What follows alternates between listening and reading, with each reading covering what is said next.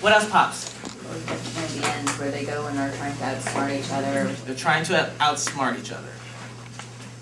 Pops? What is the real motive? Just to defend the title? What's the real motive? I wonder, keeping it in an undefined space, I wonder if it's a metaphor for like current military aggression in Iraq. Well, I guess I just gained. Just write it down. Well, they shoot at each other, right? Oh, one guy has a bomb, right? The one who got shot at, right? He has the bomb. Well, the evil mastermind has a bomb set up, ready to kill his friend in case that the young master lost. Okay. So I want you to pull out some things, and you can only have, one meat in your stew, and you can have some vegetables. What would that do in terms of the structure of your play?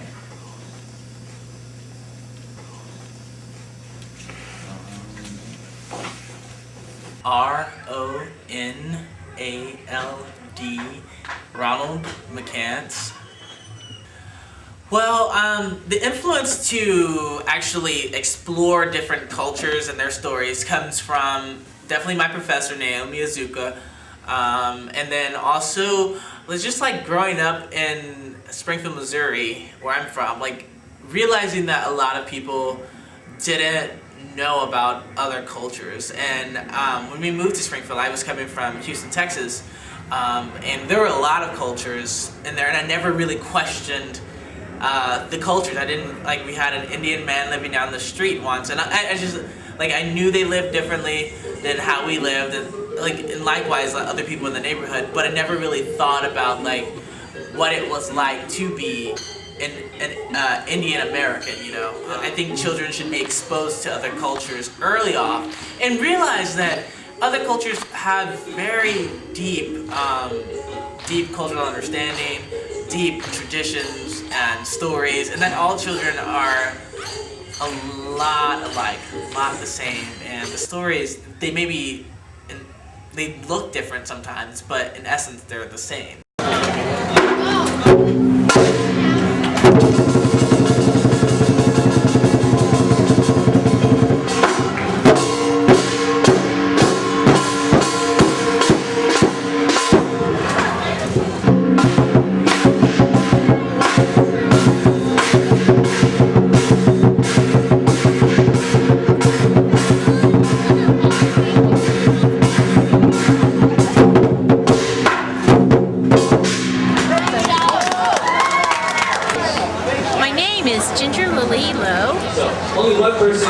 So I am a past board member with the Seneca Chinese Center, and it started here about 30 years ago. It has been offering services.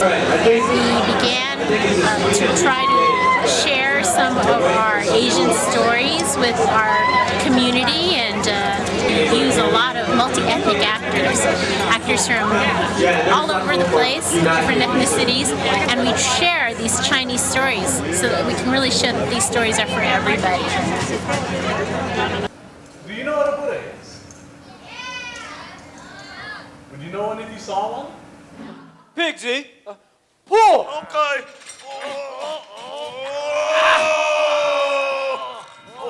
They're blank! What? My heel hurts! My name is Kent Brisby. I'm currently the Artistic Director for Asian Story Theater. Before this, I spent, too long, 5, 6, 7 years working for a company called National Theater for Children. This is a very traditional children's theater model. And every year we would put together a tour of Babes in Toyland in the winter, and in the spring a production of Wizard of Oz. And we would travel all over California and all over the Midwest, and the teachers knew what to expect, and they planned ahead, and the PTAs put the money aside, and by golly, that was theater. Our shows performed for over 1 million kids. Kids in the audience that will see something from their background that they have never seen before on stage. And it's incredibly empowering to see something like that in a mainstream context when you've never seen it before. The other thing about working with stories that come from different cultures is it gives us a chance to work with performers, not necessarily trained actors, but performers that can really bring something to an audience, but people that are trained sometimes with many years in culturally specific arts and performing arts, special skills. For example, we did a Filipino story and we brought in a dancer from the local Filipino dance company, Pasakat. We're able to tell an Islamic story incorporating Islamic dance. A play built around the folk hero, a Vietnamese folk hero, Dr. Quinn. And in fact, that gave us a chance to work with Vietnamese water puppets, really one of the most extraordinary puppet forms in the world. We were able to work with a Balinese company, a gamelan that's actually here in San Diego, and performers that came down from Los Angeles, dancers, and working with shadow puppets, actually with a dalang, a master that was visiting the United States from Bali through the Center for World Music.